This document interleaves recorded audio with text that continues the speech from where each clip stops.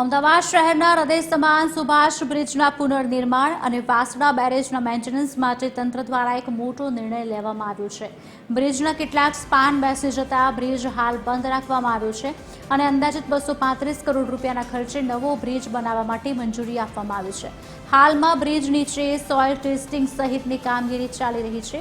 આ વચ્ચે સરકાર દ્વારા મહત્વપૂર્ણ નિર્ણય લેવાયો છે. 1 એપ્રિલથી 15 જૂન સુધી વાસણા બેરેજ ખાલી કરવામાં આવશે, જેના કારણે રિવરફ્રન્ટમાં પાણી ઉપલબ્ધ રહેશે નહીં. અંદાજિત 235 કરોડના ખર્ચે નવા સુભાષ બ્રિજ બનાવવાની કામગીરી હેઠળ હવે સોઇલ ટેસ્ટિંગ બાદ જૂના સ્ટ્રક્ચરને તોડવાની પ્રક્રિયા શરૂ થશે. બીજી તરફ ડેમ સેફટી અંતર્ગત બેરેજના 30 પૈકી 18 ગેટ નવા નાખવામાં આવશે.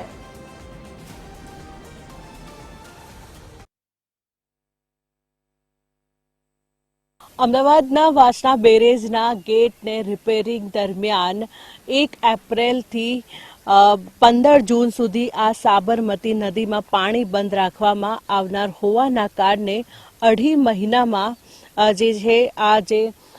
વાસણા બેરેજના જે દરવાજા છે તે રિપેરિંગ કરવામાં આવશે. તેની સાથે સાથે સુભાષ બ્રિજમાં જે સ્પાન બેસી જવાના કારણે બ્રિજ બંધ કરી 235 કરોડ રૂપિયાના ખર્ચે નવો બ્રિજ બનાવવા માટે અમદાવાદ મ્યુનિસિપલ કોર્પોરેશન દ્વારા મંજૂરી આપવામાં આવી છે. ત્યારે જ સુભાષ બ્રિજના જૂના ભાગને તોડીને નવો બનાવી શરૂ કરવા માટેની કામગીરી પણ શરૂ થઈ ચૂકી છે.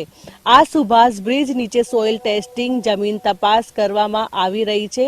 જ્યારે આગામી 1 એપ્રિલથી 15 જૂન સુધી સાબરમતી નદીમાં પાણી બંધ રાખવામાં આવનાર હોવાના કારણે 2.5 મહિનામાં સુભાષ બ્રિજના તમામ ઉપરના સ્ટ્રક્ચરને તોડી પાડવામાં આવશે, જેમાં માટે ડિમોલિશન ડિઝાઇન પણ મંજૂરી માટે મોકલવામાં આવી છે. જે બાદ એપ્રિલ મહિનાથી સ્ટ્રક્ચર તોડવા માટેની કામગીરી પણ શરૂ કરવામાં આવશે.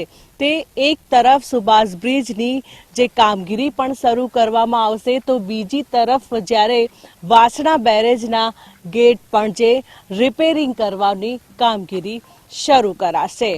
કેમેરામેન જનક ચૌધરી સાથે મોનિકા રાજપૂત, TV13 ગુજરાતી, અમદાવાદ.